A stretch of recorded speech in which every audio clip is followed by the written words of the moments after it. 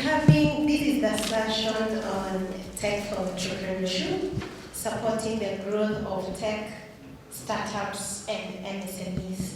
And I guess also MSMEs, SMEs, micro and medium, small and medium enterprises. My name is Anne. My background is in supporting entrepreneurs across the continent. I have more than 18 years of supporting entrepreneurs and investing, unlocking investments and investing in entrepreneurs across the continent. Very happy to be the moderator for this session. I want to make it quite intimate and because we are a small group of people, make it very participatory and engaging as we have the conversation today.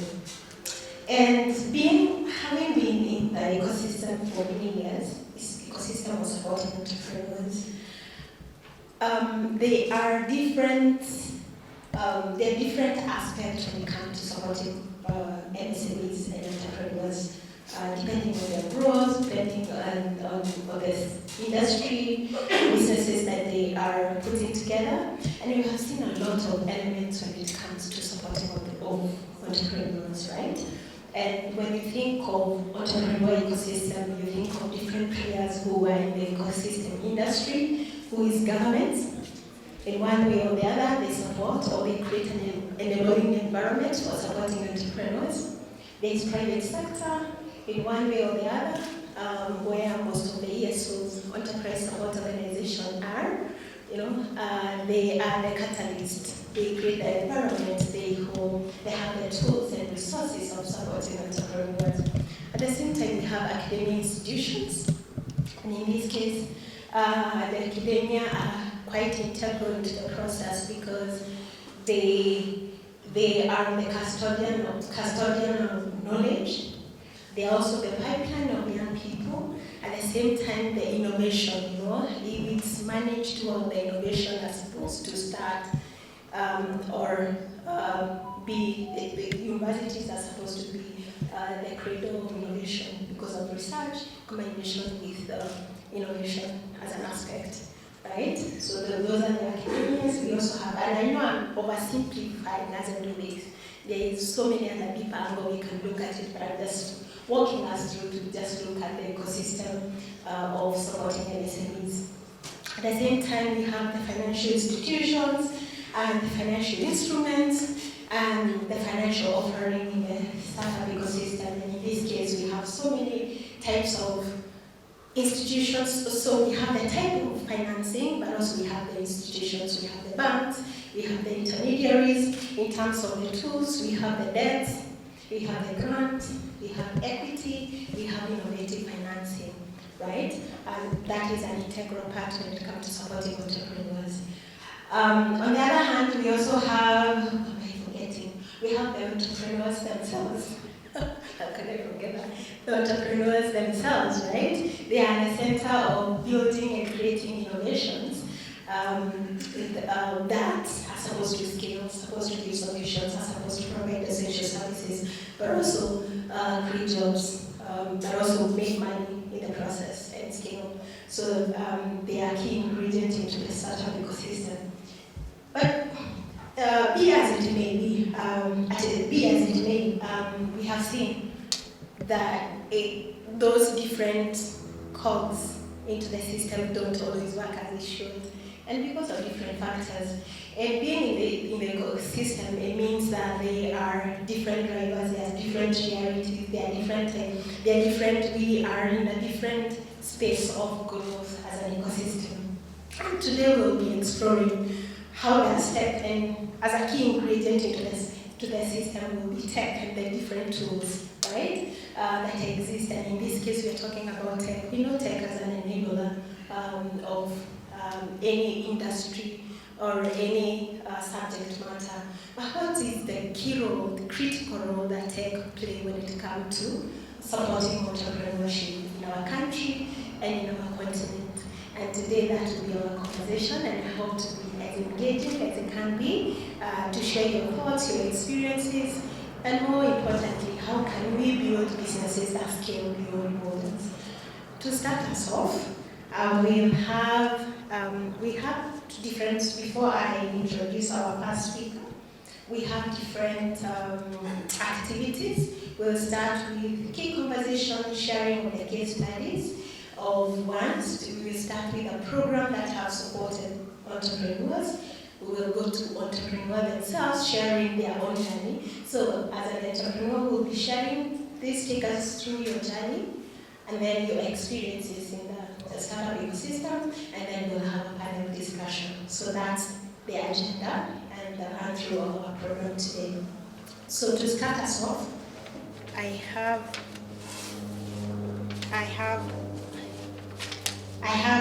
Elliot Achelo, representing the New Growth Program by MasterCard Foundation. Elliot, please. All right, my name is Eliud Achero. I wear so many hats. At KEPSA, I'm supporting the communication team, and also we have the Junior Growth Program, which I am also supporting. Junior Growth Program is under MasterCard Foundation. But allow me to start with KEPSA. So KEPSA.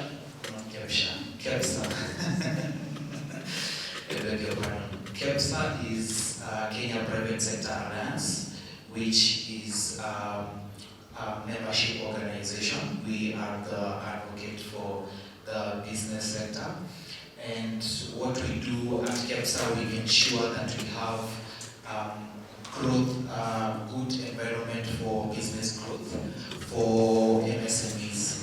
That is the micros, the small and medium enterprises. And we have this program called the Innovate Growth Program, which is a consortium of 7 partners. KEPSA being part of it, we have KNCCI, we have 4G Capital, we have DT Global, we have Roots Kenya, and all this we are under the MasterCard Foundation. So every partner has a mandate. But with regards to KEPSA, we are supporting the SMEs in terms of capacity building. We take them through a training, and at the end of the training, we give them access to affordable loans.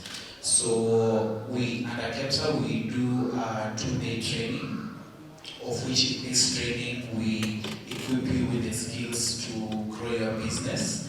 And aside from that, with the skills, on the second day of the training, we show you how to apply for the loan under the Innovate Growth Program, because Innovate Growth Program loan cannot be applied until you attend the 2-day training that is under KEPSA or either of the partner that you will be training with. So about the loans, KEPSA, we are able to support SMEs, and we provide affordable loans ranging from 100,000 up to 14 million, with interest rate of 0.8%, 0.8125% per month, which is equating to about 9.75% per annum on a reducing basis. It's one of the most competitive loan products available. I know I'm unable to share that with you, but I have a fact sheet about the same. I'm going to also share with you in case I don't give it to you. You can also visit our booth. We have lots of them. I can share with you as well. So, and this loan is to support the SMEs, allow them to grow and also scale their businesses. So that's about the training. At the moment, we only have an online training, which maybe let me try and see if I can be able to present.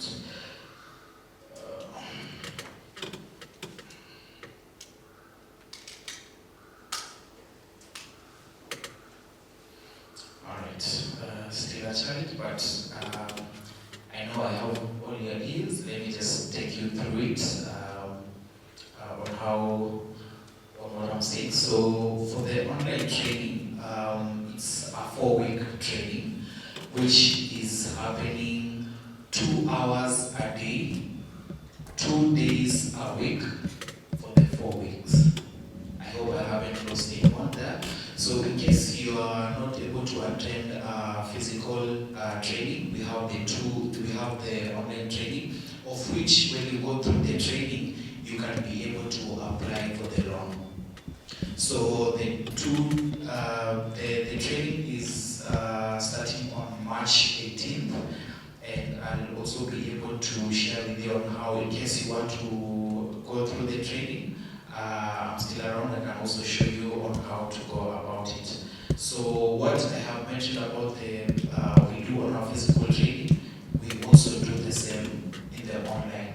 So don't feel that in case you are not able to attend the physical one, then you are missing a lot on the online. So it's all the same, and the benefits of what we have trained on the physical is the same as the benefits you're also going to get when you attend the online training. Now, we do have an upcoming SME Innovation Challenge Excellence Awards. I believe some of you have been able to engage with our information. So the challenge, yes, it's actually the one that is being projected. Thank you. So we have up to 1.55 million cash rewards to be won, and we have different categories. You can scroll down on the screen and you can get to see the categories available.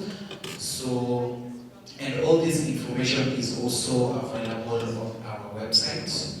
So our website is kepsa.or.ke, and if you are looking at it now, you can be able to see it on the SME Hub. On the SME Hub, the categories that you have is the Rising Female Star in Digital Trade. That is the first one. And another one is the Rising Male Star in Digital Trade, as you can see. Then we also have the Cross-Border Innovation Award, and also the Logics and Distribution Innovation Award, as well as the Best Overall Market Expansion Innovation Award.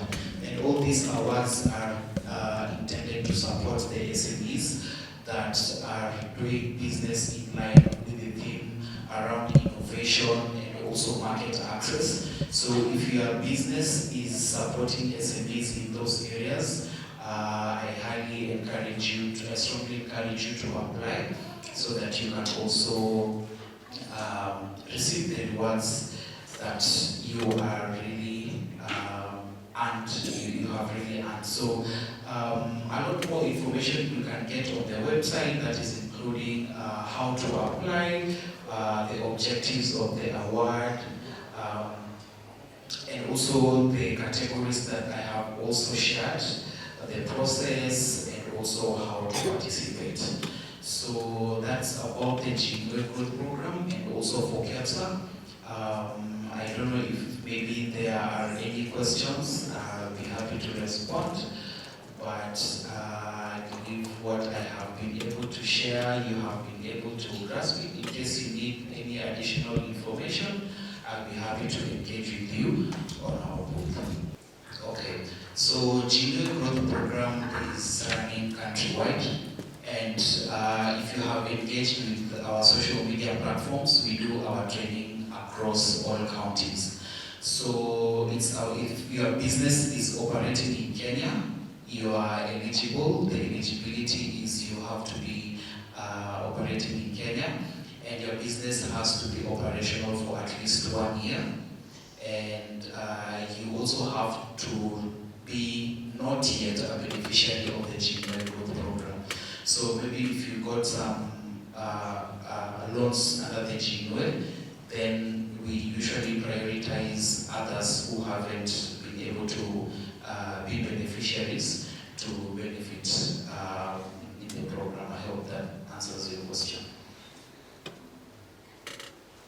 Yes, and the program is running up to 2027, So if you are applying, because we also have to factor in your repayment time, I think if you'd be the best thing would be for you to apply before we enter into the election period. So this year and next year will be a good time for you, that is if you are not yet ready for now. Okay, my question was on the eligibility criteria which you answered, but Yes. now I have just one question on the same. Yeah. When it comes to traction, are you looking at any specific traction for you to qualify for the loan? I think now those are the details that now makes our training mandatory, because we usually bring in experts to also share with you what they are looking for, the eligibility, because there are also matters about cash flow, how your statements look like. So I think those are the details that you get in the training. But I don't know how much you are planning to apply. If you are applying for 14 million, that's different. But if you are applying for, but what I can mention is that if you are applying for loans below 3.5 million, there's no collateral needed. But if you are applying for more than 3.5, we will need collateral. Yeah, but those details I might not be equipped to them, but in case our training is free, so in case you want to attend the training, you can attend the online one, or maybe the upcoming physical ones. I'll have you join, and you'll definitely get answered those questions. Yeah, welcome. So we do have success stories, but most of them are on social media.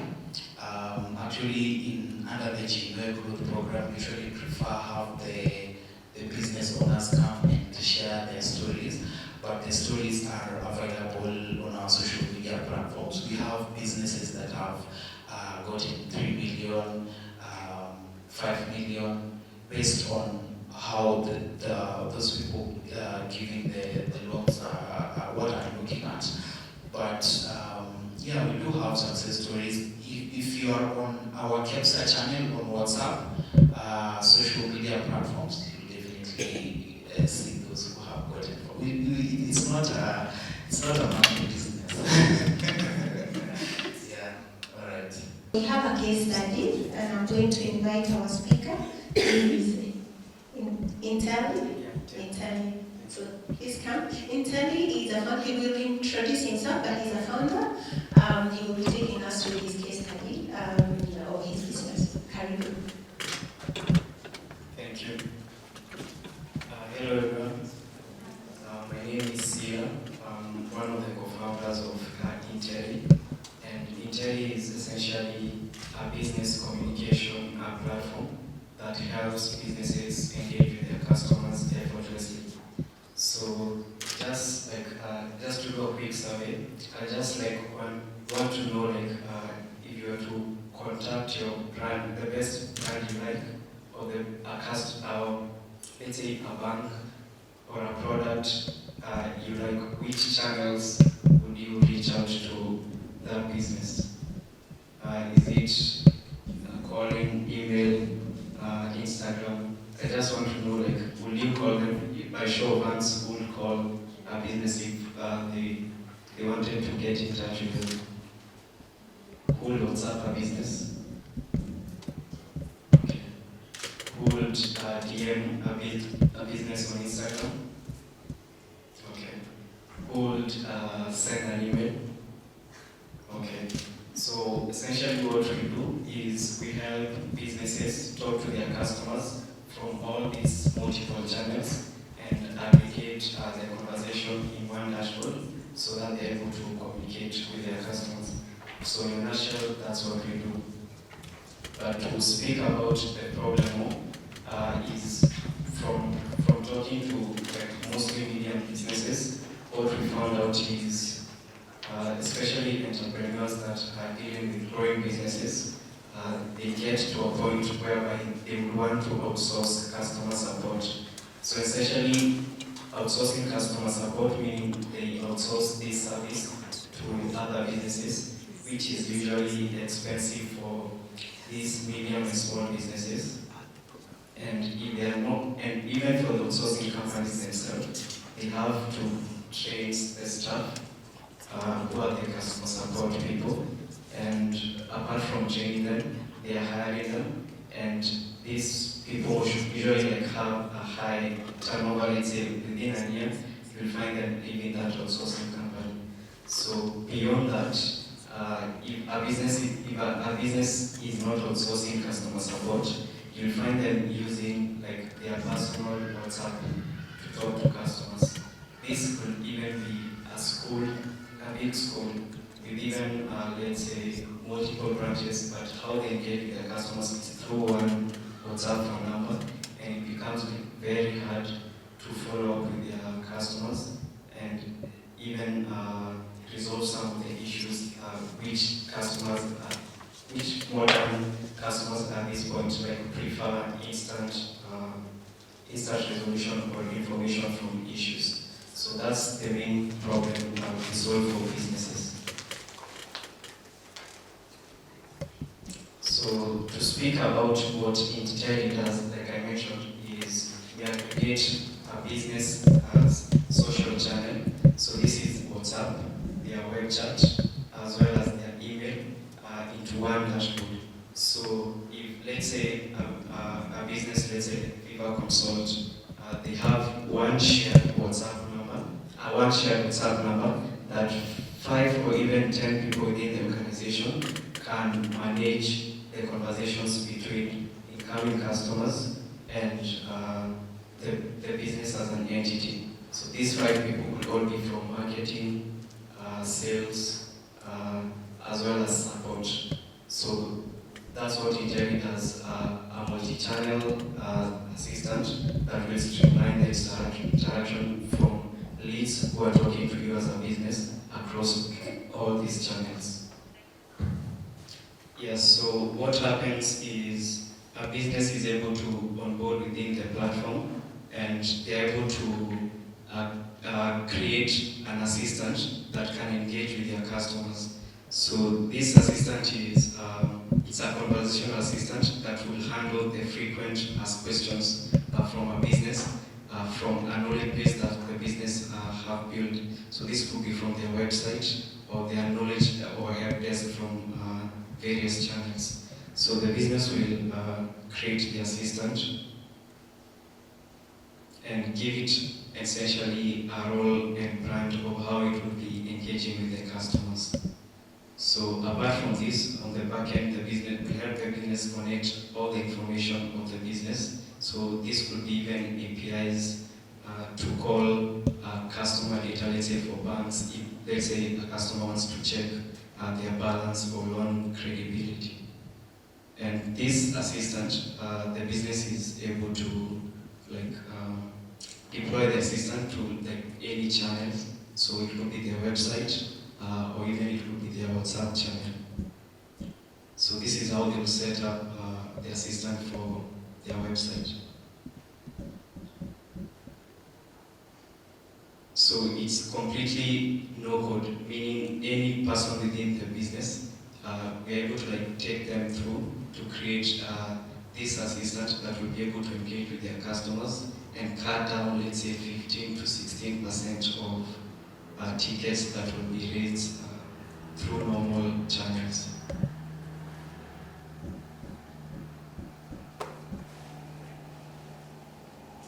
So just ignore this, but that's how the assistant will appear on the business's website. That's let's say a circle whereby customers will want to know more information depending on various products. This same assistant will be connected to WhatsApp, and it will operate in the same way. So we through talking to our customers, we've understood that AI cannot exist on its own. So what we've done is we've implemented something called human in the loop, whereby the human agents have to supervise the assistant. That means the business can set events whereby when customers say specific issues, a ticket is raised. So let's see an example. So let's say if someone says, I want to talk to a customer or I want an invoice, this is only when this ticket will be raised to an actual support staff. It could be either through their WhatsApp personal message, and they'll be able to resolve this issue. This is them just setting a channel whereby they'll be receiving the tickets. So let's say if an issue is raised whereby a person is requesting to speak to an agent, that's when the escalation will be raised. So yeah, I think that's it with the demo. So essentially, that's what we do for like private TVETs, institutions, as well as financial services, and let me show you, financial services and travel agencies. So these are some of the customer segments we work with. Typically, you find, let's say, like a private TVET, they have 4 branches across the country. They get like up to 10,000 requests when they do campaigns. So that's the challenge we're solving for them, to help them talk to the customers who are interested in their product and convert them in a better way. So we started in November last year, and currently we have 50 businesses who are on our platform and 6 actively paying, and businesses who are deployed internally on their communication touchpoints from their customers. And some of our customers are not only in Kenya but in Nigeria and Ghana as well. And we've also raised some pre-seed of $100,000 from West Africa. And essentially our market first is essentially Kenya. And for this market we have about 2,500 businesses from the sectors I mentioned that fit our ideal customer profile. And our goal is to capture this within the 24 months period, which will be 8% of this. And I lead the team at Injali, and collectively as a team we build data software products for startups and some brands like Deloitte, giving us the experience to be able to build Injali and deploy it to actual businesses, that's medium businesses and small businesses. Thank you. Thank you so much. Hi, I'm Kacha. I have a concern. There is a market we want to tap, the SME. Apparently, the SME is not that digital as you would want them to be, and that's the market we want to tap. Other than the 2,500 business, the 98% of Kenya or Africa is the market we want to tap. How are you going? Any solutions that you have come about? Maybe how you can bring the SME on board? Let's say in fact, the first one don't have the website, so can we bring them first online so that we can sell them the digital products? I would say the 2 segments of customers we've looked at are the medium businesses.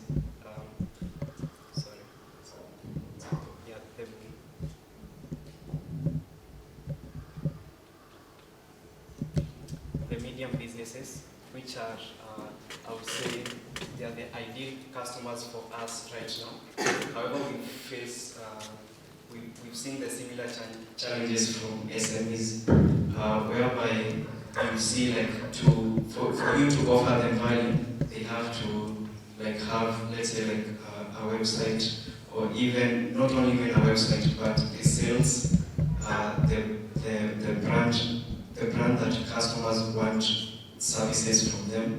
And also, for now, we are mostly focused on this other segment of customers. However, for SMEs that are mostly on platforms like, for instance, WhatsApp, we've engaged with SMEs that, let's say, any business, I think even any SME, at least from the ones we've been speaking, let's say 60 to 80% of them, you'll find even as much as they don't have a website, they're able to do their business on WhatsApp. So for SMEs, the main channel for them to give them value has been through WhatsApp. However, for collectively for this segment of customers has been ordered and collectively shared. So So my question is, one, how did you meet with your founders? I noticed you're all from different countries. And then, what has been, maybe speak a little to your journey when it comes to legal and compliance, setting up, from contracts, formation in those different countries, essentially the whole spectrum of legal and compliance. If someone was thanks. I met my co-founders in an incubator called West Africa. They are based in Ghana. Actually, one of my friends is here. She also attended the program. So we were there for 1 year, and essentially the aim of the program is to help founders build Pan-African businesses. So essentially, we get to live with people we are able to choose as founders for 1 year, build and test products that are making money as businesses and also providing value to problems out there in the world. So that's how I got to meet my co-founders. This quarter we are planning to we operate hybridly. Two of them we are planning to bring them here in Nairobi, since after completing the program we've only been 2 founders here in Kenya. Then to mention the question on compliance, so there are these two is compliance of the business and then the compliance, I would say, of selling entirely to, let's say, businesses in Kenya. Okay. So in terms of the whole legal compliance, we've set up Intelli first as a holding company and a subsidiary here in Kenya. So means we operate mainly in Kenya, but we have a holding company from US, but our main target is here in Kenya and have an operational entity here in Kenya. That's in terms of compliance. Then in terms of data, so through the Kenyan entities where we work with the Kenyan data controllers or the commissions to them to verify what Intelli does, the data we handle, and as much as we do that, on a higher level we do comply first with the international data regulations like GDPR before we do it on the local level. Thank you so much, Sila. I think that's a very good presentation and also a showcase. And maybe my last question would be, based on the businesses that you have worked with, and considering the stats that have been shared with you, most of the SMEs and MSMEs not generally don't have digital footprint. Have you seen your product amplifying or incrementally helping them improve their presence online? Have that been the case? Have you seen them seeing the value of having the digital footprint?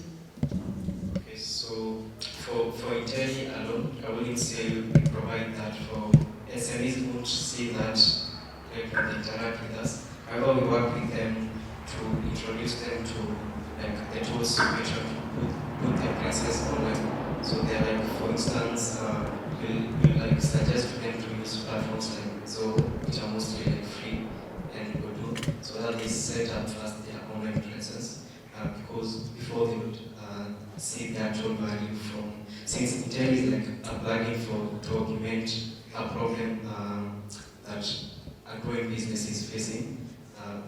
However, for the SMEs, what we try to do for them first is we provide educational material for them to create awareness of what this would look like for them and resources they can use to get to that level. That's in terms of tools. All right. Thank you so much, Sila. Thank you so much. Let's appreciate him. Thank you so much. That said, we have just gone ahead to review 2 case studies. One, a program that is providing value for SMEs and MSMEs in startup entrepreneurship, entrepreneurial ecosystem, and and also a startup themselves and what they have been able to do. So I would want to open that as our 2 case studies and source of inspiration. I want to transition us to the panel discussion, where we'll be reviewing different aspects of supporting entrepreneurship and how tech integrates into it. We'll be covering different theme areas, impact, the challenges, funding and the future of funding and financing, capacity building, market access, policy and regulation, and collaboration dynamics, and technology adoption and plug-ins into the business. So those are some of the areas that you'll be touching. And to help me dissect this conversation are my fantastic panelists that I'll be inviting to the podium. So kindly join me, Catherine, to the stage. Mr. Matara, kindly, you can join me to the stage. And one more last speaker. I know we want to have a ring, but a ring is not around. Samuel, kindly, you can join me. Thank you so much for agreeing to join me and have this conversation.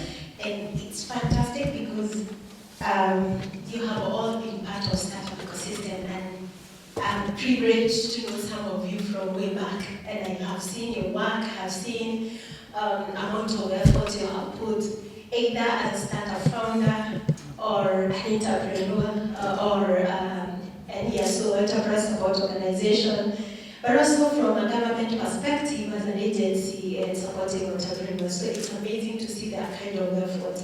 But I think the conversation today is also to look from a different perspective and explore the adoption, but also the role of tech in entrepreneurship from a couple of perspectives. One, what is the role of government and how does the government integrate and support entrepreneurs? And I want today to kind of take a different tangent and ask us, as we have had so many conversations, and I know this because, and I see my colleague there, we have been part of an association that's lobby and championing conversation with the government and lobby for good, for an enabling environment for entrepreneurs and enterprise support organization.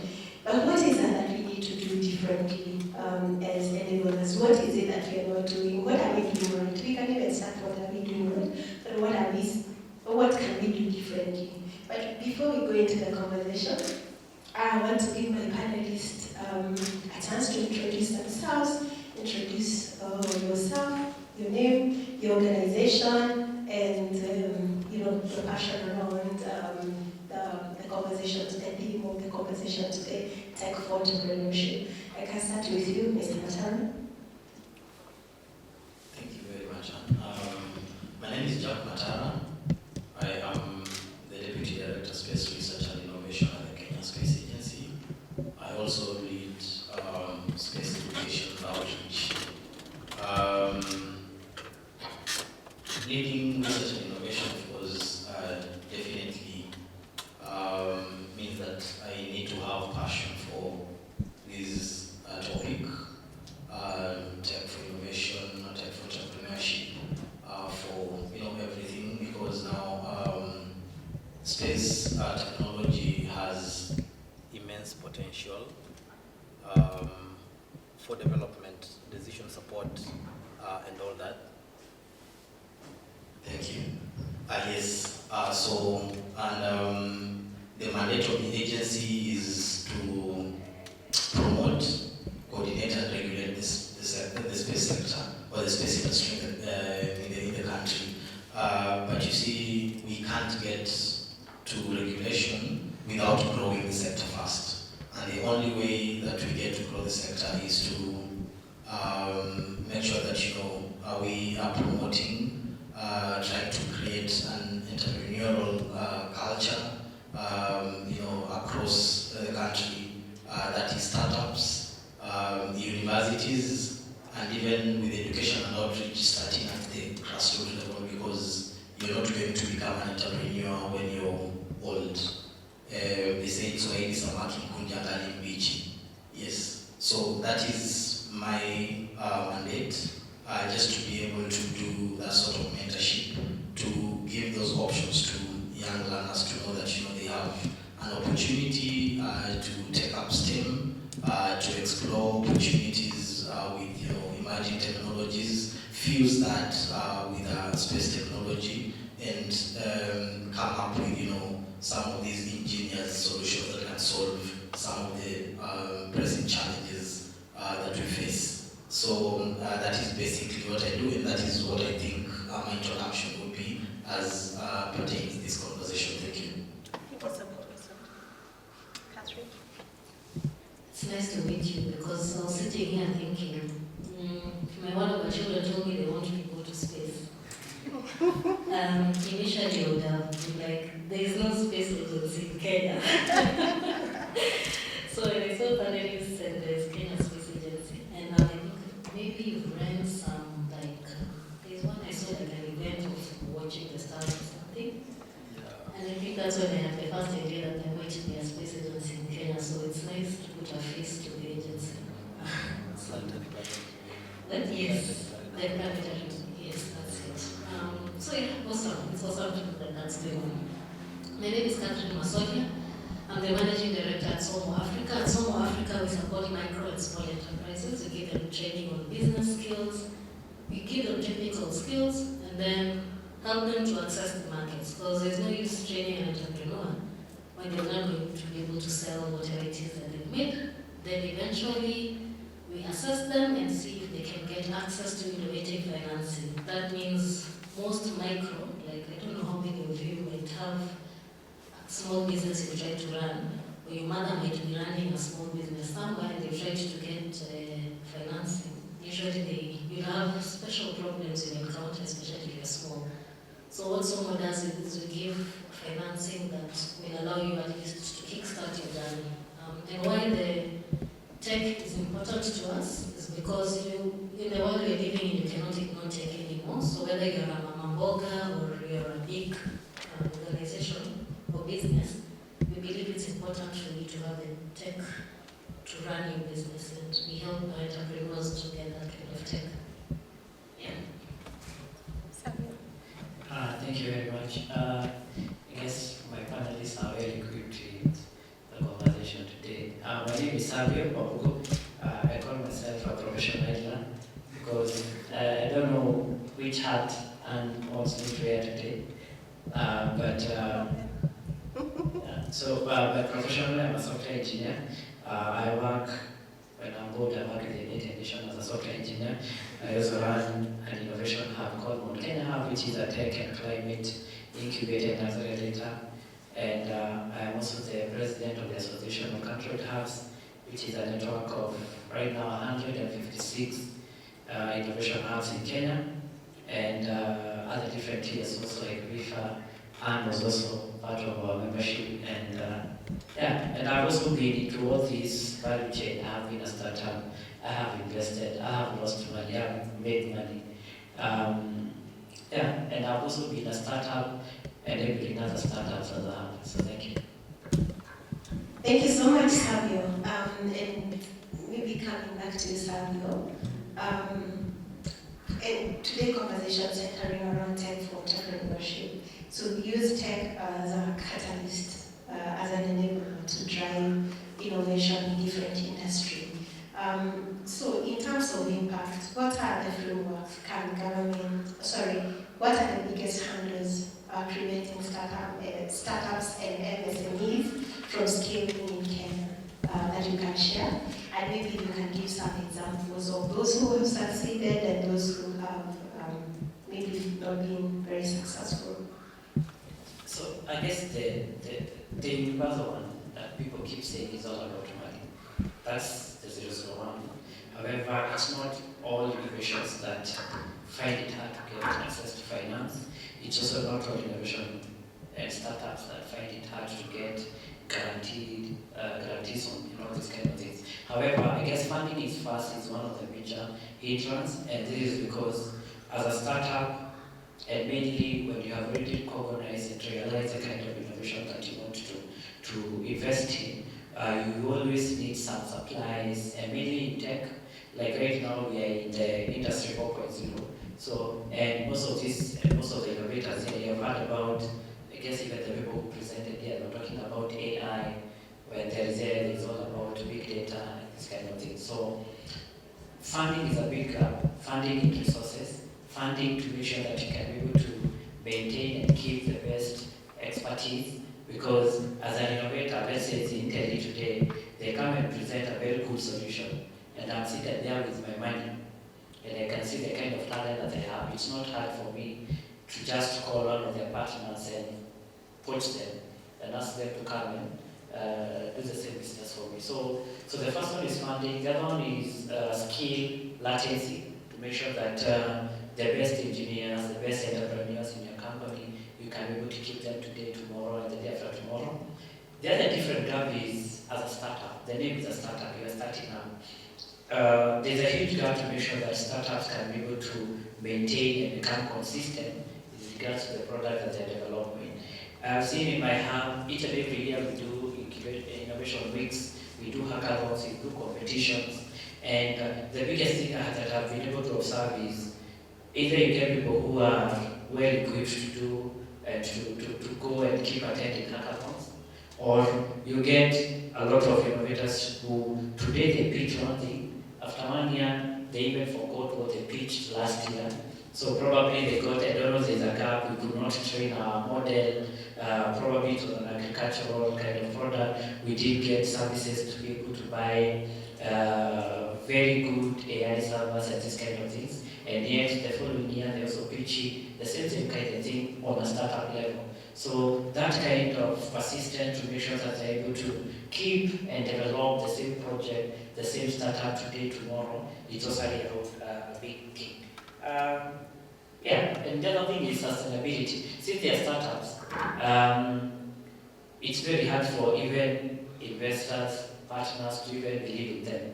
Yeah, they come here and you think they're just selling to us fantasies, selling to us things that we don't believe in, which also, on the other hand, tends to affect the sustainability. Right, before you hand over the mic, so you mentioned that there are startups who pitch different ideas. Does it mean they're pitching air or something that doesn't exist before you answer? And also, when you look at the spectrum of funding, on one hand, we have investors and we representing them, where we are struggling for a kind of investment. On the other hand, we have businesses that are saying that there is no investment, but it's not working. And this is me sharing my thoughts in a space where this conversation is a constant conversation. And I have seen also, and maybe I won't catch you to chip in into it to a greater extent. I've also seen micro, small businesses thriving and building from humble beginning to building businesses, not necessarily being funded. So, is it sometimes switches after funding metrics, or what is not working ever? I guess I know she's more equipped to answer that question, but according to me, what I think is, and it's not only about the startups, it's also about the ESOs that we run. Most of the startups and innovations and enterprises, they are born not because there's a need, but because there's someone who is willing to give some money. So we are busy chasing money, and if you get that money, well and good. If you don't get that money, you have to change to another different kind of startup. So that is one. The second one is you are asking about people who pitch over and over again, or they are pitchpreneurs. It's just about chasing money. And most of them, when they are starting, and including me, if you come to me as a software engineer, even right now, I have like over 100 systems, that probably only one or two that have been able to give even a single coin. Because we are startups, even before we start looking whether there is a need or there is anything, I know there's some engineers here who saw Intel pitch here, and in their head they say, okay, why don't I do something And tomorrow, they will not even think, they don't even know why Intel came up with that kind of solution, why they are venturing into various chatbots, how they are training various models. And tomorrow I'll know I'm a very good software engineer. Even before I start looking at the business case, I start developing the solution. Once it's done, if I have a girlfriend, I'll go and show her this is how good I am. This is how a very good system that I'm developing. But after 1 month, 2 months, it's just a fantasy. It can't make you money. It's not a business. It's just something that you keep showing your girlfriend and friends and showing them how good you are in development. And I have been there. So the biggest thing according to me is whereby we have the skill, and I know you still come up with that question. We have a lot of very good engineers, very good entrepreneurs and startups, but they just remain very good at the low level. After that, they are not yet there to develop now, to make sure that that stops becoming an idea and start becoming a business. All right, thank you so much. And as we transition to you, Catherine, and you catching to that question, maybe I know you're supporting, because I'm a good member of some, you're supporting micro and small businesses. But the other question I would want you to tackle is what skills or training do startup and SMEs need most to succeed, and how can government and ESO deliver them at scale? And maybe you can speak based on your experience running Summer, because it's a very good case study of how you can start. And I think it's because I have the privilege of seeing them interacting with someone selling 2 products or 2 sales a day, to increasing those sales to 1,000 within 3 to 6 months, right? So you can speak to that.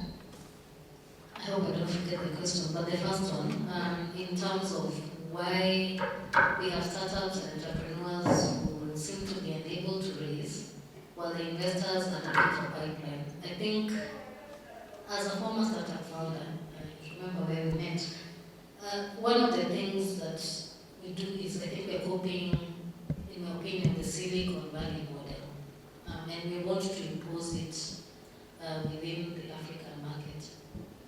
So, one thing I always get amazed every time I go for like those entrepreneurship events that are outside Africa, you'll find someone with just an MVP or just an idea, and they already raised $100 million, and it's not. It's real. Like, they've actually raised $100 million on an idea. That's never going to happen for, okay, it might. But right now, that's not something that is likely to happen for a startup or an entrepreneur in Africa. Why? That $100 million probably came from people within that country. So most high net worth individuals are not in Africa. Then now, so ideally then, if you're going to tap into high net worth individuals, they're in a market which is outside, so they don't understand your market. So it makes it more challenging. That's one. Then something else I noticed, like, it's almost like we go with waves. It's like when everybody was doing quilts. So there was a fintech wave, there was the, I think, logistics wave. Like, entrepreneurs and startups go in waves, like based on what's hot. I think now maybe climate tech is hot. So those, So we don't seem to be starting startups or entrepreneurs because we've assessed a real need and then we're responding to that need. And that's why now, when you start to raise and you face challenges, you're going to let it go and move on to the next hot thing. So I think that's one of the reasons, and that's why you struggle with pipeline, because also. So I think ideally, if I was to do it over again, or try to start a startup now, I would want to make sure that I actually can sustain my business even if I never got an investor. And that now moves into what micro and small enterprises do. A micro enterprise will probably be serving a real need. It's not going to be just something they came up with. If it's food, they are somewhere where everyone is going to buy food at lunchtime. So if they try to grow that business, it will grow. So what do they ideally need? They'll need training on how to take care of their customers well, so you give them training on customer care, you You need to teach them how to separate their money from the business money. So once they get these soft business skills, how to do their record keeping, then they're able to grow that business. So Silicon Valley wants you to do at scale. So I remember even when I was a founder of the tech and logistics startup, the idea was, let's see how far we can go in terms of scaling. How many countries can we reach in the next 2 years? And that's what we're pushing for. But the micro business is not thinking in terms of that. They're looking at how much money, profits am I making. Even if they're only going to do Kibera, as long as they're making the profits they want, they're feeding their families, and they have the customers they want, they'll be okay. And then for me, I believe also urban and urban is a Kibaba, and I think it's the same way South Africa works. And that is why I'm part of it now. Because it's the small things that build up and make a difference. I normally ask myself, and each time I talk to people, I ask, can you imagine if every product used every day was made by a Kenyan or an African business? How many jobs would we create? How much unemployment would we reduce? And the thing is, at Stomo, you find so many businesses are doing, like right now it's reached at least my shampoo, my hand soap, the oil I'm putting on, everything is made by a Kenyan business or a business within the markets that we work in. If we all did that haba, itajaza kibaba. And I think that's why the micro and small will work. They're responding to a real need. They're not just coming up with ideas and copying. They're actually trying to do something that will earn them an income. The goal is not to raise grant financing. The goal is to grow their business. Yeah. And maybe you can touch on the skills. The skills and training to start up MSMEs needs for them to scale.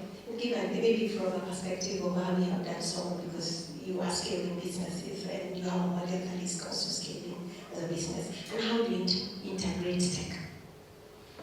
Yeah, so the training I mentioned before, and I'll say it again, so the business skills training, and there's two angles to it. So the businesses that have products, maybe, if you pass outside there, you will see a solo stand, there's peanut butter, there's oils, coconut oil for the body. So those will be given technical skills on how to maybe manufacture, how to get them to a place where they get CAP certification, so that when they're selling, you're actually selling a product that's good for market. So that's the technical needs.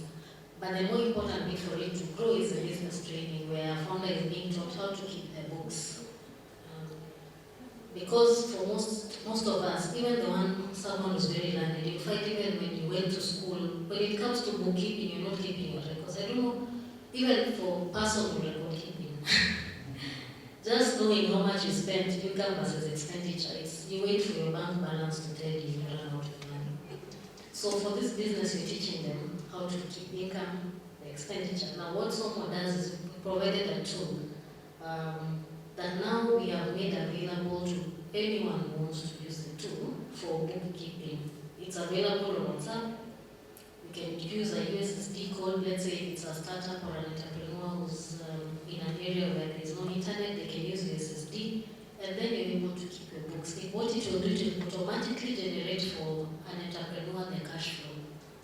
And we're doing this at a cost which is affordable. You can imagine if you're told to pay 120 shillings per month for such a tool, that's going to give you a cash flow so that when you want to access financing from a bank, you actually have something to show. This is how much I've been making, this is how my sales, this is my revenue, this is everything. So that, the business skills training largely. And of course the soft skills, marketing. Like sometimes it amazes me how you might have a wonderful product, but you've not put an expiry date on it, or there's no branding on it, or it just looks sloppy. So even if someone wants to buy, you're afraid to buy because you're not sure about the quality just because of how it looks. So marketing and teaching them how to brand, how to speak to customers. Some people are just challenged. You ask them to negotiate, they get angry with you. So giving them those soft skills on how to, the kind of business skills that we normally have with entrepreneurs. Thank you, Catherine. Mr. Matara, working for the agency. And I love when you have someone, a representation from the government. All our problems are so right. Everything we have been holding back. Considering the government and maybe coming from the agency, you have a lot of work around creating an enabling environment, doing stimulation and creating, bringing different players to make the industry work for entrepreneurs. What are the key frameworks can government and ESO adopt in collaboration to transform Kenya's startup and MSMEs landscape to drive economic growth from the experience from the agency? Okay, before I come to that, my fellow panelists just said something very interesting, like, guys changing their ideas every time, I don't know, because of girlfriends and those kind of things. We did, together with Victor and Marcy, an exchange visit to the French and Belgian space ecosystem, just to see how they're set up, what they're doing and those kind of things. And it's interesting to find that, most of these innovations or the incubation labs are in universities. Universities actually have some sort of agencies within them that are manufacturing, that are innovating, launching satellites, building rockets, and even doing, what is it called, classified projects even for the military and intelligence. It was very interesting. So one of the guys, very simple guy who's in charge of mentorship, the first thing he told us, everybody thinks they can be an entrepreneur. It's only 3% probably of people seated here.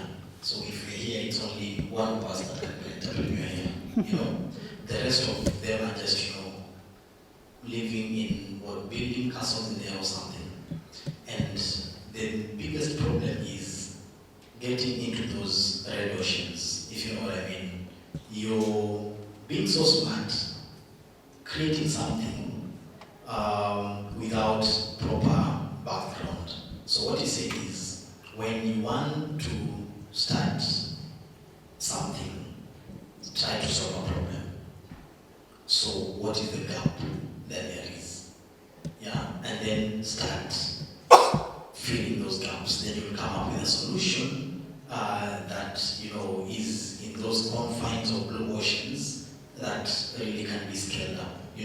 And what you said about that we are not able to attract big investment. Somebody will have an idea or an MVP and they already have millions of dollars in their account already. And you know why? It's because of the things I've mentioned, and also because there is a pipeline, there is a trend. These guys get people over 1,000, take them through a series of interviews, to determine the viability of their solutions, scalability, definitely how they can make money and that kind of thing, and then host them for close to 1 to 3 years, in a space where they have all the facility, they have all the help they need, they don't need to think about rent, they don't need to think about anything, they innovate, they develop the solutions, they are tested, and guess what? They are taken into markets. And they don't claim whatever amount of percentage from what these companies make. They give them visibility across Europe, across the world. They make money. The only thing that probably they are required to do out of their own volition is give back to support more upcoming entrepreneurs. Why wouldn't you get such amount of money if you have been through the process and you're a billionaire making lots of money? It means then it's only fair that you give back. Okay, so those are some of the lessons that we learned. And actually, now that I'm coming to my question about the frameworks and about what the government, I'll speak about the agency, of course, which is part of the government. What we are doing, especially in terms of legal and policy frameworks and those kind of things, and how we think that this can be able to work. It's important to have those enabling policies and legal frameworks and also, deal with these kind of tariffs and bureaucracies and support entrepreneurs. But what does that look like? Once we have those policies in place, we need to be able to also protect our ideas. So from the interactions I've had, from what I've seen outside there, I went to France, like to the remotest, towns, I can't call them villages, of France, in Toulouse, Montpellier, and those kind of things. And guess what? They are our Kenyans. In Belgium, they are our Kenyans. Innovating for what? Those countries. Yeah? We have one of the most brilliant, young population, very enterprising. And what we need is what someone is doing, that sort of direction. In our projects, what we do, apart from those policies, we also try to teach them to collaborate, to partner. Geeks will definitely go bring up those ideas, develop very awesome solutions, okay? But without the aspect of, you don't need to if you mix your personal money and business money, you're done. Without communication, without getting those ideas to the people that can support you with funding, to people that can use those products, to those marketing strategies for you to negotiate and to do those kind of things, it is as good as nothing. Okay? So much as you're very good in tech, computer science, data engineering, those kind of things, coding and coming up with those kind of things, it's also important that you realize that you're not able to do everything. You need a communicator. When I talk to a jazz, they'll just look at something and they'll say they can't even convince you to drink poison. Okay, those kind of people, they will give you visibility. Nowadays, the social media, and guess what? These guys, the angel investors, are looking for those ideas. They're looking for somebody to convince them. Where would I invest in you? How does that look like? So you're doing it in where? Moranga County. So with 100 million USD or whatever, how does that look like? How do you scale up, to the whole of Africa, to the whole of Kenya or globally? Those kind of things. So business development, important. Those skills, communication skills, and being able to put the solution outside there, it's also important. So for the agency, what you're doing, apart from even from the government, those policies, data protection, trying to encourage data sharing, trying to encourage such forums where we can be able to meet, exchange ideas, just talk and see what is where. Because we have that disconnect, something we're trying to bridge as the agency in terms of coordinating the sector. And it's just not whatever tech. It can be one for making the coconut oils and stuff, but technology, that sort of branding, there's a way that, all these can be able to help each other. Somebody's doing branding, somebody's doing whatever, and, we bring all those things together. So those forums and those kind of things. We also need to be very serious when it comes to IPRs, intellectual property, registration, because most of the ideas, you can't imagine, you've been having a conversation with somebody from Atlanta, Georgia, is called, forgetting his name, but he will come to this forum, I think, sometime this week to talk about, gaming. So they want to do gaming for, to incorporate that in the CPC and even for SDGs, because it's very boring, even to do farming, it's dirty and stuff. But you can make it cool, using gaming. They have an app called Farmcraft, where you're able to do all these things. Gaming can help simulation, especially medicine, surgery. It can help with rocket launches. It can help with simulation for crafts and those kind of things. It's a very important. So when you make those things interesting like that, then at least the young generation is able to take them up and they're able to innovate. What it tells me is most of the developers with the best games in the world are Kenyans. But guess what? You come, run a competition, you want the top two, you have like 100 applications, the rest of probably the top 50 have some of the best ideas. But because we are not interested, as a country, as an ecosystem, as whatever, some other foreigner will come here, take advantage of those probably between number 3 and number 25, get those ideas, take them abroad, repackage them, and sell them back to us, or sell them to the world, making so much money. And they've been able to actually give examples of applications that are being used abroad that were used by Kenyans, but the Kenyans are not doing what? Benefiting. So those are some of the policies we need, like, IPR, being serious and being really deliberate about even those ideas that are being generated by startups and stuff.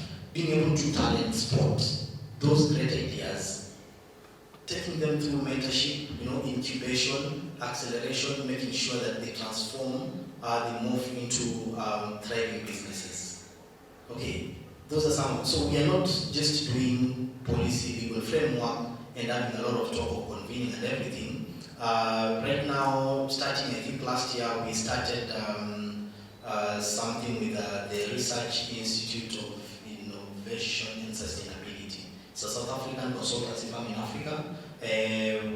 We ran, it's been going on from 2016, an Africa Earth Observation Challenge. So a call to startups to find innovative ways of using Earth observation data to solve whatever pressing challenges according to the priorities of our government. So think about it: agriculture, planning, climate change, natural resources, conservation and those kind of things. And they apply from across Africa. Then they go through some sort of, first round assessment, and then the final 10 or 15, depending, go into some final pitching. So they are taught how to pitch, what is important and all that.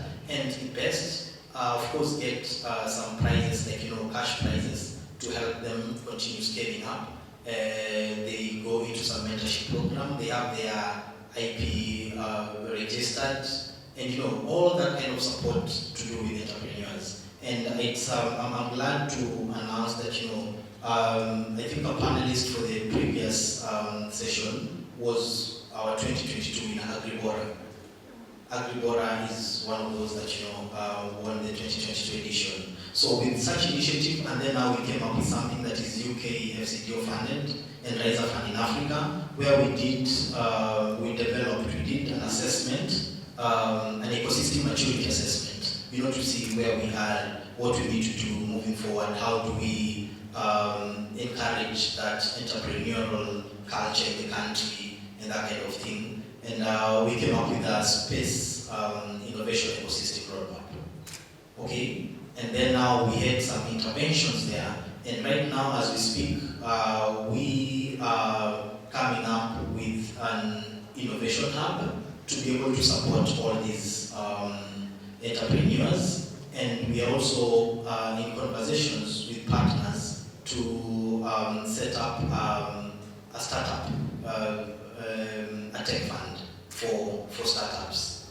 And then away from that, we are also creating within the same program communities of practice. I don't know if you know what that is. So communities of practice is grouping all stakeholders in the space sector into specific things, both downstream and upstream, so that we have guys in agriculture, in the government, academia, and in the private sector sitting together, exchanging ideas and having discussions and seeing how they can collaborate, what is new, what can be done, what can they fuse, how they can work together, and those kind of things. So guys of spatial planning will do that.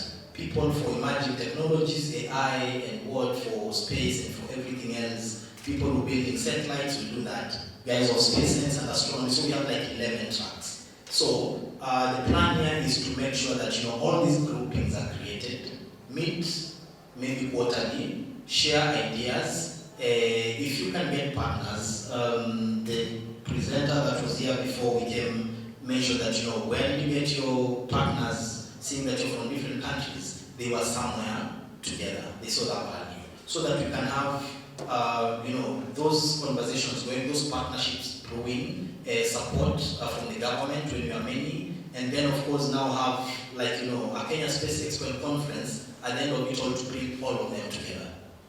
So that's something that is ongoing. And apart from that, we're also doing a space education and outreach. I told you we also need to start somewhere down there. Okay, so that as kids grow, they know that they have these options for their careers. We are doing practical stuff, practical stuff based on, hands-on things you can do with readily available materials, getting those concepts ingrained in their mind, so that as they grow, as they get into university, as they're choosing career, as they get out, they are not even looking for jobs. What are they doing? They are innovating, they are creating jobs, and they're doing all those kind of things. So those are some of the initiatives that we are putting together, just to be able to inculcate that entrepreneurial culture in the country. And there are, of course, more policies, more initiatives. We are bringing in partners to capacity build. Right now, I think we have about 30 stakeholders from across the sector in different parts of the world. I think 15 PhDs in Italy, we have in India, in the US, because at that level of government, then you have, you have that advantage of speaking at that level to ensure that, your citizens or whoever is in that country benefits from such opportunities to upskill, reskill, cross-skill, collaborate, and those kind of things. Thank you. Thank you so much. Thank you so much, Mr. Matara. I think it's, from what I'm hearing, the agencies, the space agency is one of the agencies that has its pulse on what is happening in startup ecosystem and creating programs that resonate, that can create value and support entrepreneurs, from what I'm hearing, which is quite amazing. And we can keep checking and seeing what they're doing so that we can get support, can get material, can get resources and tools that we need as entrepreneurs.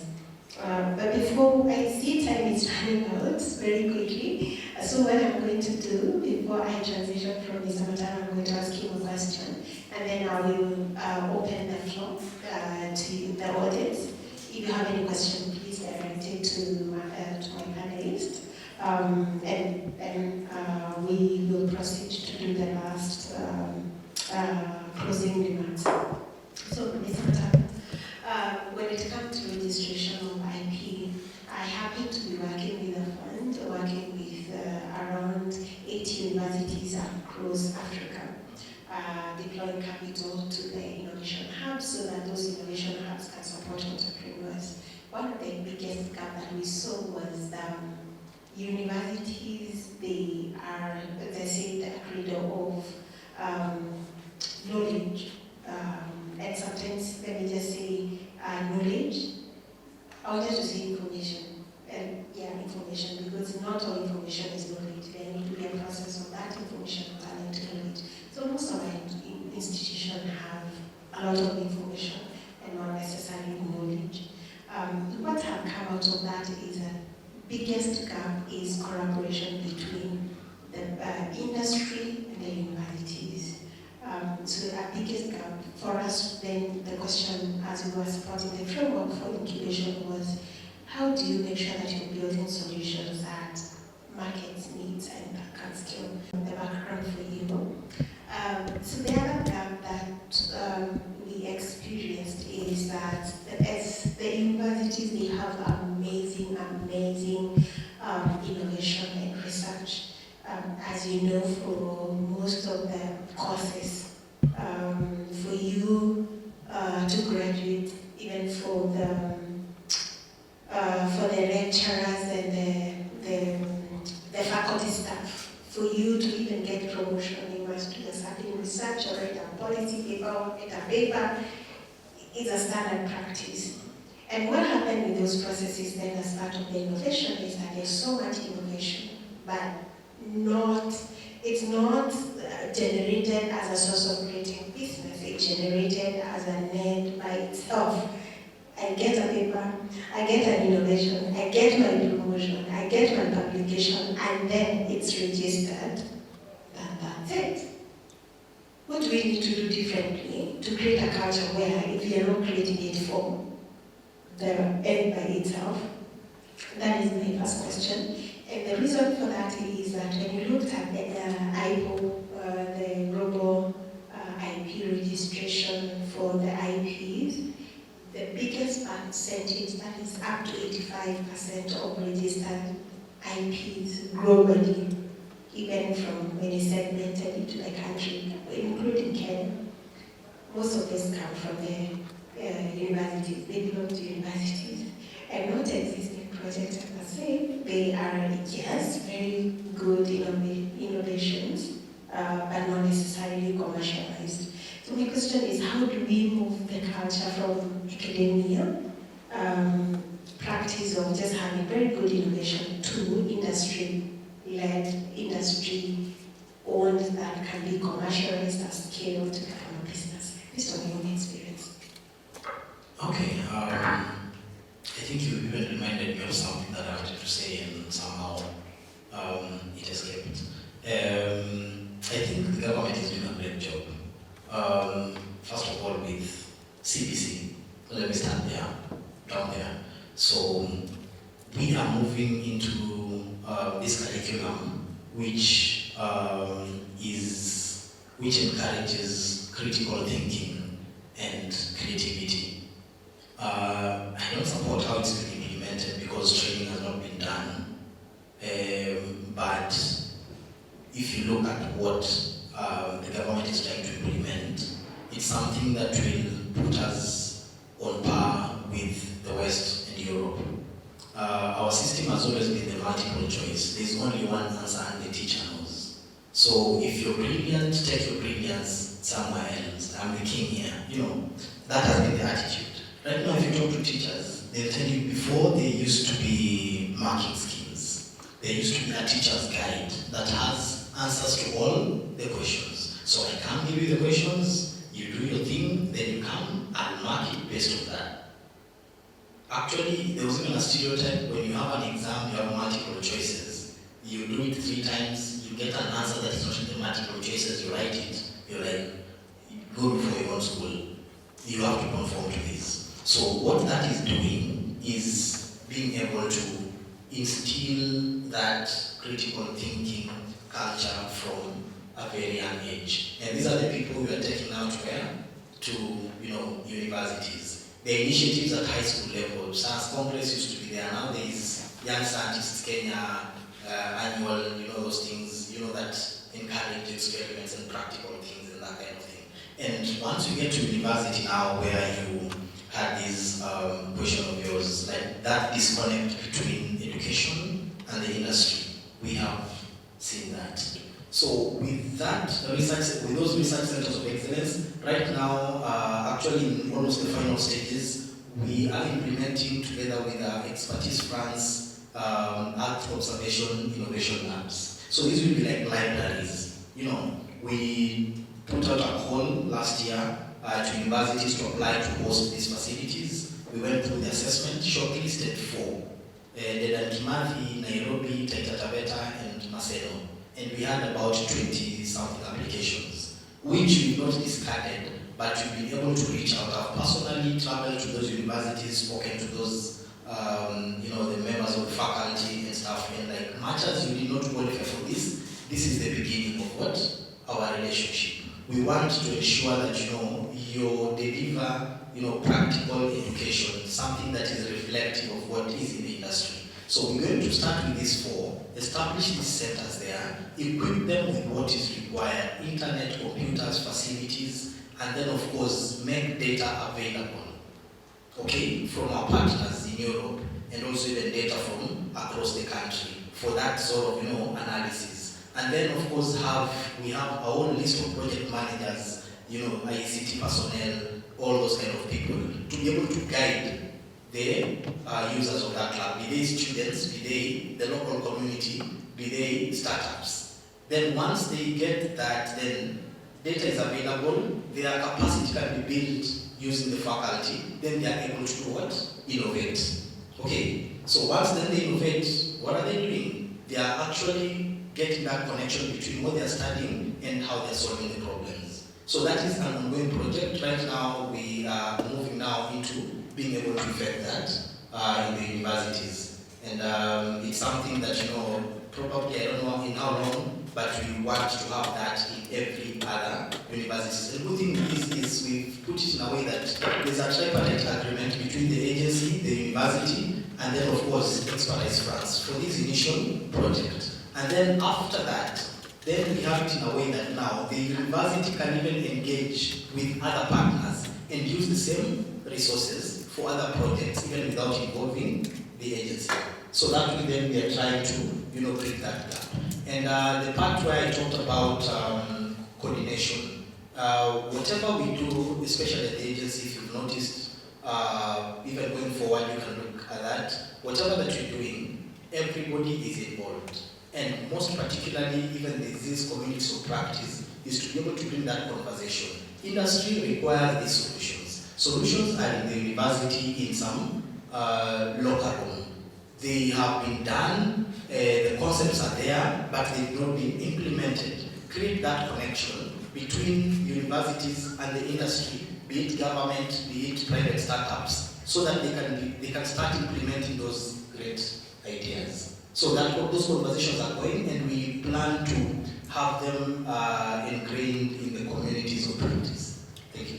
And thank you so much. And as you continue to explore that, one of the biggest barriers for adoption and scaling of innovation from a university standpoint is the IP and the ownership, where when you come up with any solution within an university, a certain percentage, up to 30%, and sometimes up to 70% belong to university. To go around that was the biggest barrier, and most of the university have not figured how to go about that, because it's a government institution, it's so many hurdles. Maybe that's something that needs to be explored further. I want to transition to my audience. Thank you so much for being, I don't know whether we have told you, but you have been seated there listening to us. So kindly now indulge us. If you have any questions, just lift your hands up. I can see everybody hands is up. So it is a good thing. So make it short, concise, and sweet. Down again. The question's to the lady in the middle, and you mentioned something about the way startups can see a real need and then go and actually focus on that. Can you just sort of tell me a bit more about how one can actually go at getting the funding? So if I have a hypothetical startup that's actually found a need within, let's say, rural Kenya, and they're servicing it, what would you recommend they do to go about trying to get funding to scale it? That's my question. Thank you. Mine is not a question, it's like a comment actually. So as you are talking about research to commercialization, I work for Victoria Ventures, and one of the programs we are running is known as research to commercialization. So in partnership with RISA and Kenya National Innovation Agency. But for us, we've gone a step further in that we've cascaded trainings to around 14 universities, and then aside from that, we also raise entrepreneurs, but from the faculty side, the lecturers, the professors. And out of that, we've managed to have at least 28 startups that have commercialized and are also commercializing. So my question is, what partnerships can we create between, I think, the three of us and even Catherine, and see how we can further support these entrepreneurs? Yeah. From South Africa, you mentioned that the SMEs that you're working with, you sell their products. Do you also offer market for international? Do you also offer international market for the products that your SMEs are producing? Maybe on my own behalf and for friends in the room, we had you mentioning agriculture. What business does the Kenya Space Agency have in agriculture? But my second question is with regard to...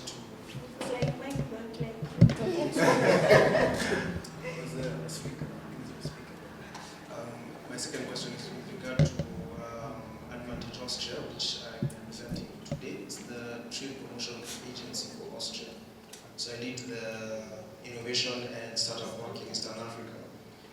We've said already and we've agreed that maybe development finance, grants, and that direction is not the best option for our ecosystem. I don't know if you guys have seen the conversation going on today on LinkedIn about that. Someone talked about that. What then is the option? What would the ecosystem ask from some of us who have been in the ecosystem and now are working on this other side? Okay, I'm not an expert in raising, but what I do know is there's quite a number of angel networks. Okay, first, I remember when I was having a startup, we used to say family, friends, and fools. Those are the first people you get money from. I don't like the fools part. Okay. Then next now would be the ones who are angel investors. And they're there like, there's Liban. Yes. Liban. So usually if you have a startup and you think it's ready, you can show traction, you can show how it's going to be, I don't know, in all those markets and how long. Liban would be a great place to start pitching or to present your idea to pitch there. And what I found is that the minute you tap into, let's say you get into Liban, it's like everybody now starts to know your startups. And naturally somebody there will probably like whatever you've pitched and they'll go and tell someone else. It's usually like a ripple effect. So like with the startup was I think we just went for one accelerator program. That also is, they're excellent. So all these ESOs which are there running accelerator programs, they are those that will actually connect you to the right people. When you get into that, I think we got into one and that one led us to going to Vivatech in France. From there we got into Texas, Toronto program, and that was now, we even moved out. Now you're no longer in Africa, in Kenya, you're now pitching to investors in different markets. So it usually just needs you to tap into that network first. Great place to start is the angel networks. There's Liban, there's Aban, if you do your research, you will find them there. There's Victoria Ventures. That lady, you talk to her. So having people who tell you who to talk to, networks, that's the best way to go. So if you talk to Lima, what is the first name going? And remember the second name. Elizabeth. If you talk to Elizabeth, she'll probably assess if your day is great, you pitch to her, she'll introduce you to someone else and someone. So usually that's how it works. Yes. Those two people there from NEST, who are in the NEST program, also will have some good ideas for you. Because I think with NEST, it's bringing entrepreneurs from different parts of Africa. They've already raised, I think NEST usually does the first investment of 100K in your business. And from there you can grow. There's Antler program, so there's quite a number of programs out there for such a business. Second question was from Central? Yeah, like the international market. Yeah. Now, I will not whine, I'll try and speak nicely, but usually when you go into international markets, I'll first ask you, I hope you've conquered the Kenyan one. So if you've done that, that's great. Then, the biggest challenge you had when you're trying to get people to international markets, the quality of our products. Like recently, there's an organization that asked us to give all the entrepreneurs we have for whom they can introduce our products to the American market. But they were like, we really need good quality products, material and the like. Unfortunately, then, there were not many of the entrepreneurs that we could give. Like, I think I got a list of 15. I wanted to give them 100 or 200 entrepreneurs. But for some reason, we are very short-term in our thinking, so we will not make a product that is good quality. Even when sometimes it doesn't take a lot to just make sure your stitching is good, to just make sure that, there's some very small things, even in your branding. So usually that's our greatest challenge. We don't seem to pay enough attention to quality as entrepreneurs, but yes, if you're able to meet that criteria, it's easy. We try to do that. The hardest bit is with the food products, because I think with food, there's even higher standards in terms of certification. So ideally, we have met certification standards in Kenya, and now we start thinking of certification standards out there. That's a journey that we're trying to work with other partners. I want to talk about collaboration with research institutions. Yeah, but before you transition to that, Yeah. maybe from your experience, if someone wants to, let's see, to work, if someone wants to join some, want to join some program and maybe also access financing from some for his benefit, how do they go about it? So usually, first somoafrica.org. If you go to that website, you're going to see the calls for application. We also take application on a running basis. So for your micro and small, you apply, you join a cohort program, you go through the acceleration process. We have what we call DigiSomo, which is like a self-paced learning program. So you go through DigiSomo, do self-paced learning. If you like what you learned there, you move on to a more structured trophy accelerator program. Through that program is where we introduce you to our bookkeeping tools. It's called DigiQuan. Please, if you have an enterprise that's maybe you're not yet using these bigger tools like Odoo and the like, you might need something simpler. You would want to use DigiQuan to keep your books. So if you use that, then we're able to track your performance. We have a scorecard that we use that will look at both business and social data, who can recommend you for financing. If you have fellow entrepreneurs who are saying this person will pay, you have someone from church who's saying I vouch for this person. Such metrics plus the business metrics from DigiQuan, then we can use that now to give you financing. The financing we give is not non-commercial. That means it's not what you pay. Like I think interest rates now are at 14%. I think I got that from a bank, 14%. But now for us, you find it to be between 5 to at most 10%. If it's a flat rate. So that's a financing that will ideally help you to get started. Hopefully you grow to Somo, and now you join another big venture. They support ESO organizations, or people give different sort of financing. The gentleman there talked about a change in conversation on the kind of financing we would give. I was curious to know what the conversation is saying. But I guess that might be, I don't know if we'll have the conversation here or later, but I don't want to forget.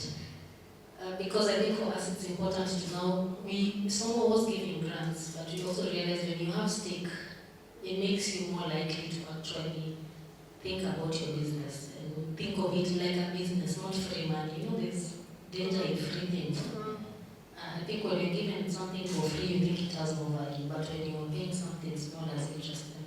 Yeah, it triggers something. Collaboration. Before someone was in another industry, still supporting the industry, in this industry, it's an enterprise in the industry. We really tried a lot to do collaborations with universities and other institutions. And I think even now, even when I'm with someone, my biggest desire is if people could learn to collaborate rather than compete. Even people who are in the same industry realize that the more we collaborate, the faster we grow. If you compete, you don't grow. But sometimes I think of us as, you see, like when there's famine and then relief food is dropped in an area with famine, everyone will go and jump, tear the unga, it will fall on the ground, and then nobody gets unga. I think that's how we behave sometimes. And I think for me, my call is always to see how is it possible for us to collaborate. I love the question you asked, Elizabeth. Because ideally, we want to find ways for ESOs to collaborate, work with research institutions. Universities like knowledge for the sake of knowledge, but if we could link industry problems with research institutions, have ESOs there, have government supporting, because without the policy framework, then nothing we do is going to work. So you need government behind you supporting it.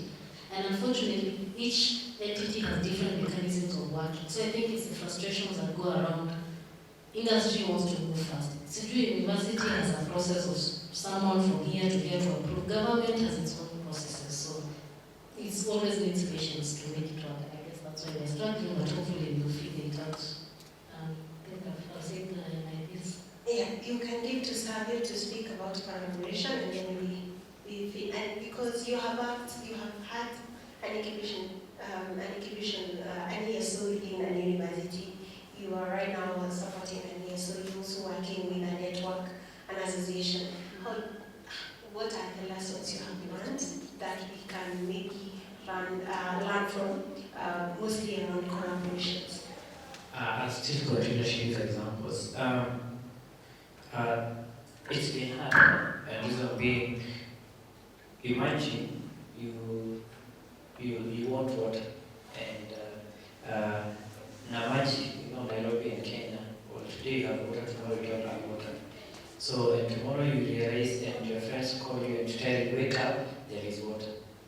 So instead of you waking up to go check whether your tap has water, you run to your neighbors, knock, and you start asking him, kwani kuna maji? Then you realize that there is water. Then you come home, you now check your tap and you realize there is water. And then instead of you filling all your taps, all your tanks and everything with water, you start now calling your next neighbor when you hana tap, kuja naweza kuuzia maji. Yeah? And when the water is, now it's done, kuna maji tena, you go to your own tanks and you realize that you don't have water. And again, that's the whole ecosystem that we are in today. I'll use another different example. So kama bado nitashika hiyo. So there we the fourth industrial revolution, which is the industry 4.0. The first industrial revolution came, and we as Africans and Kenyans, we were very busy, seated and talking, watching it pass. We did not contribute anything to the first industrial revolution. We were quite still. The second industrial revolution came, automation. We did not automate anything during the second industrial revolution. It came and went. The third industrial revolution came, internet. And we were busy saying in kitu ya shetani. We did not use the internet. Yeah? That was the third industrial revolution. Now we're in the fourth industrial revolution. It's here with us. Those people in Europe, they have already exhausted their revolution. We are here in Africa, in Kenya.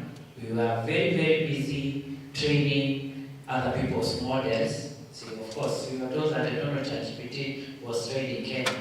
We are very busy now trying to contribute to the fourth industrial revolution, training other people's model, documenting other people's data sets, organizing other different countries and ecosystems data sets, and then we forget about ourselves because that's what we are doing. And I know they are building AI tools. I don't know which data sets you use to train your AI tools. The other day in our hubs, we had a lot of people who are trying to train AI tools on the agricultural products that we are having, and they have zero data sets that I can be able to train our local models. We have a lot of diseases, a lot of health tech. People are busy planning and documenting other people's data sets, and we are forgetting about ourselves. That's where we are. Then the other thing is, so we need to start thinking about ourselves. Then the other example is, each and every day, Kenya, from last year, we have had among the most funding. Our startups have raised the most funding. I don't know what happens after the first and the second year, yeah? But probably have an example, what happens. Most of us receive a lot of funds, and even in our house, we fund a lot of startups. And when we fund them, the main idea was probably not use examples. Let me just use another different example. I'm not named startups, and I like one narrative. Initially, while I was there, I'm not old, but I can remember Kenya breweries, maybe they blame me. Kenya breweries used to have vehicles that used to go to distribute beer. The yellow buses, right? I don't know, the yellow trucks. I don't know where they went. Are they still there? No. No, they are not. They're not there because back then, Kenya breweries used to make a lot of losses. Yet they are selling a lot of beer. They used to make a lot of losses. And when they recruited a new marketing manager, so the first thing, and also a CEO, the first thing they came and asked is, what are we good in? The answer was, we are good in brewing beer.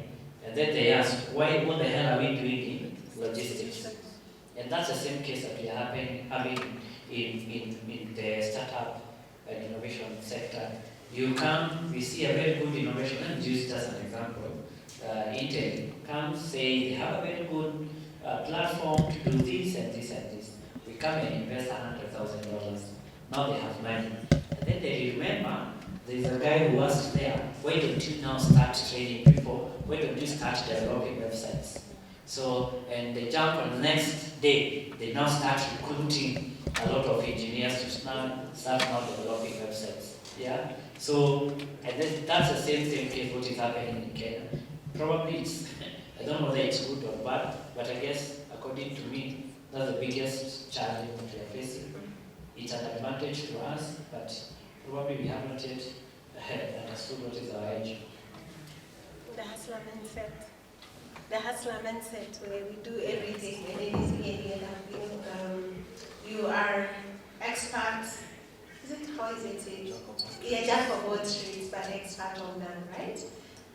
So and that's one of the things that we say when it comes to the entrepreneurs.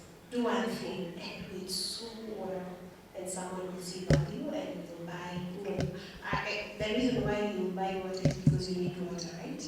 But if water is in a well somewhere or in a river and I need it, I cannot keep running to the river every time. So I will buy it when it's brought to me, and I think that's in essentially what Stanley is saying. So I come to Ms. Altara because there was a question to you. There was a question to you regarding the team, your question. I guess you have it, yeah? And I guess after that we can bring it to close. You have quick remarks as your closing remarks. So go right ahead. Okay. The question was, what is the business of KSA in agriculture? We are humans, we must eat, you know. Anyway, that's what I like. I think my space education and outreach starts now. I should have mentioned this initially. In our mandate, promote, coordinate.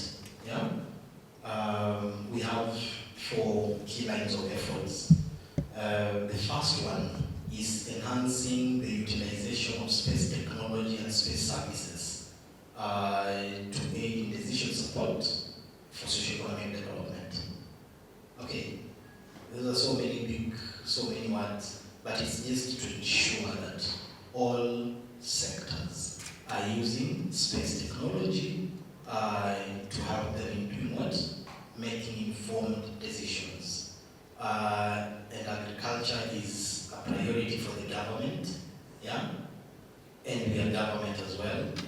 And our mandate is to support that priority. So, how do we do that then? The lowest hanging fruit of space is Earth observation data, satellite imagery, you've seen it. And the value of that satellite imagery, actually, I think it's greatest in agriculture, in environmental conservation, climate change, weather, and all those kind of things. Things that, again, come back to agriculture. You know, you're able to use satellite imagery to calculate your MDVI, to do crop condition monitoring, to even do yield estimation, so that you can be able to even advise government on, you know, the situation of food in the country. Not that we are doing it. We are just doing what? Support. We are an enabler. Okay. So you're in agriculture, you come, you're in whatever startup you come, you're in the county, you have to develop your county spatial plan. We are not experts in spatial planning. Okay, I'm an expert in spatial planning. My background is in spatial engineering and planning, but it's not my mandate. Mine is to do what? To advise, provide the data, and maybe help you get a few other partners that can support you in that endeavor. Okay, so that's basically what the agency is doing. It's an enabler. So we will support you with data, we will support you with capacity building. Actually, we are even supporting counties in developing their GIS policies, because we don't have a national GIS policy. But counties, we've done Makueni, we've done Homa Bay, we've done Wajir, we've done Garissa, we've done Vihiga, we've done Kakamega, and we're doing others. It's to support them so that they can be able to use those GIS tools in analyzing, processing these spatial data to make informed decisions. agriculture, disaster, environment, infrastructure development, name them. There is no sector that does not find use in space technology. Yeah, you can challenge me in whatever, there is none. Space technology, space in general is the next frontier for confrontation. Potential is immense. Okay, so that's what we do there. And maybe I can add, okay. right now the technology with drones is changing with drones. The drones are evolutionizing health, education, master solutions. So just wanted to add. Satellite imagery is your first point of contact, or is what you get first. And then once you have now gone into, you specialize, then you can now look for, what is it called? You can look for better, we call it spatio-temporal resolution of now imagery. So spatio-temporal means it's clearer in a smaller area, and it's also, the frequency is high. Okay, so like the pilot that we're doing for Muranga, Dr. Makoha was here, Professor Makoha, sorry, and he rushed to Muranga after finishing because we have a pilot project there where we are developing an agriculture decision support tool. It's not us doing it. We are supporting Muranga County. There is Microsoft AI in that, there is Spatial Collective, there is the agency, there is academia, there is AFA. You get? So ours is just to facilitate, bring in the partners, support the county. If that pilot, for those crop condition monitoring for yield estimation, if it works well with the models and everything, then we scale it to other counties. And we, of course, help in that shoring up our food security. So once, and Special Collective is a company that deals with collecting data using drones. Even the agency will also have our drones much as we are space. Because then we use imagery first, do the initial analysis, and where there is need for continuous monitoring, for higher resolution imagery, because drones, they can, pick something with. Satellite imagery, you're not able to probably count people. That means you cannot even count your maize and stuff, but with drone you can be able to do the same. And the benefit of this technology is that GIS I'm mentioning is that it is able to infuse multiple layers of data, one on top of each other, and be a platform where you can do analysis. So you're seeing roads against food, against people, against forests. You can isolate forests, isolate plants, isolate, everything else, rivers, measure it. So each of those you can create their own layers. You can have satellite imagery in another layer and drone imagery in another one. Commercial here and different resolutions, and tweak them as your brilliance, dictates and that kind of thing. So that is our business in that. And three that I'll just brush by very fast. I mentioned enhancing the utilization of space tech and services. The second one is development of our national space capability in two ways: infrastructure and human capacity. So infrastructure is those innovation labs, the spaceports, the optical observatories, mention all the facilities that will be able to facilitate whatever we're doing in space, where all the professionals can get into those and be able to do their practicals and work and do those kind of things. And then human capacity, definitely the scholarships, the education and outreach things and those kind of things, just making sure that we have the right skills for our sector. And then the third one is developing an indigenous space sector, because it's different for different countries. Your priorities depend on what you want to do. So we don't want to be NASA because NASA has its own challenges, or SpaceX. We want to have ours, and if we go further, we develop something regional. Okay, and then the last one is awareness. Now awareness, this is very interesting because it is all the way from the top to the bottom, from the political class. Trust me, President Ruto Sai and all his cabinet and the people even at Treasury allocating this budget may not have an idea of what the potential of space technology is for socio-economic development. We have various competing interests for that fund that we have. Okay, we need to be able to show value so that up there they understand and support our initiatives. Not that we want their money, okay? No country has ever progressed by that fiscal allocation. We do that to get their support, of course, to have an agency, to have the bill passed, to have all these things, support but then we'll do partnerships and PPPs to execute some of those projects. But we need to have that buy-in from the top to the bottom. Down here, the farmer does not need to understand how space is coming in. They need to know that I've gotten an advisory through the NDVI, which has been done by professionals like the back end. This section of the farm here needs what? Fertilizer.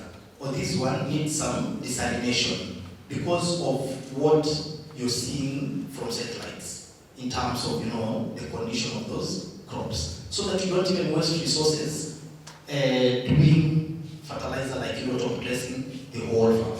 You can do it in sections. And the space is helping us to move into smart agriculture together with other technologies, AI and all those. Okay, so that is the buy-in we want to get in the fourth one. The last one was on partnerships. How can we be able to implement partnerships? I think now that we're here, it is simple. The same way we do is just, network, exchange contacts, initiate an introductory call, look at our areas of specializations and potential points of collaboration, and then voila, we begin. Because I know about what she's talking about. We've had conversations with Dr. Tony on one side, who came to the agency and said exactly that his mandate is commercialization. We talked about how he can also do that if we collaborate, how we also take now space, ideas and innovations into commercialization. And that is why you realized last year we held our first Space Summit at Kenya Innovation Week. And that was, it's going to be a mainstay as one of the 5 major tracks of Kenya. So the conversations are there, so it's us to sit down as probably the technical people and be able to put down those points. Let's do 1, 2, 3, and do that. Riser, we've worked together with them. That lady was at Kenya, what's her name? Agnes, yes. They even supported actually the Space Summit. So those are easy conversations to have because you're already acquainted, so we'll just get on that. And then the other question was on grants are not good, but then we talked about involvement. So like you need to give something, and then for us, the grants that we're giving and whatever we are doing even with partners is being involved in those projects. So that I'm giving you money so that you can just go eat and start another thing and that kind of thing. And that is why for the assessment that we've been doing with the universities that have been shortlisted for Earth Observation Innovation Labs, the first thing was governance. And then there was sustainability, and then of course the technical capacity. So that now we are somehow involved in how those particular projects or grants are utilized so that we can have them achieving what they are meant to do. Thank you. If you can quickly have your closing remarks and we... Thank you for having us, for the organizers of this event. I know it might look empty, but trust me, this thing here is doing its work, and we know that communication is going to do its part. It's always difficult, to start, but this is a conversation that is long overdue, and I commend Victor, Vifa, and everybody that has had a part in this. Because my CEO was here yesterday to give the opening remarks. I don't normally invite him to events that are empty, those ones you have to feed people. He's a general. He's a general in the army. He can't be sitting here and standing here and then, he is talking to empty seats. But for what we've done now and what I think will be of help is putting this out there. And then of course, every person that is seated here to really talk about this, to implement stuff, so that by the time we're meeting next year, it should be bigger and better. That is what I should say. Thank you, everybody. Thank you. Catherine, your closing remarks? Try to be brief. I think for me it's more of a call to action. So Africa is looking to work with entrepreneurs, looking to work with government, looking to work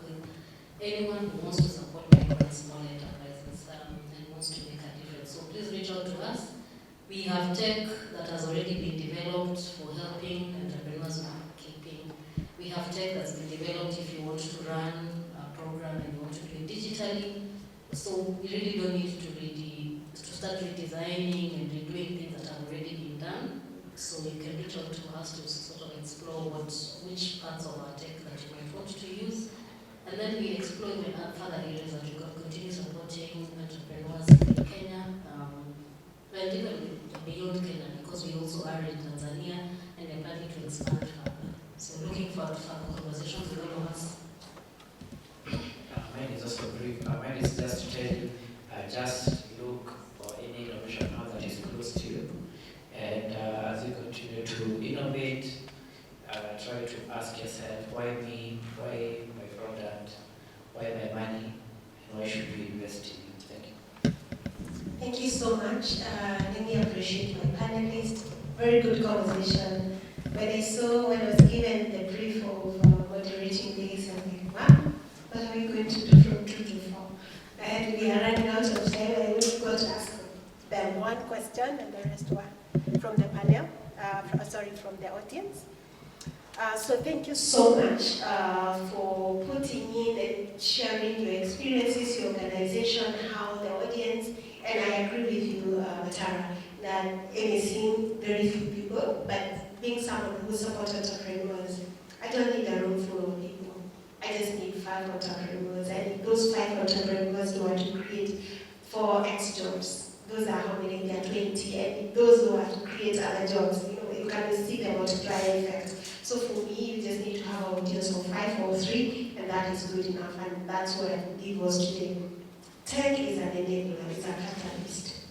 We have to see how we infuse into it from very early on. They are supporting organizations or supporting entrepreneurial support organizations that exist. They are agencies that are doing amazing work, but above all, you have to believe in yourself and do one thing and do it so well before you add other things into it and people will notice. Thank you so much, and thank you audience for being here. We started with the same audience, we have ended with the same audience. You didn't see the need to leave, so thank you so much. We appreciate so much.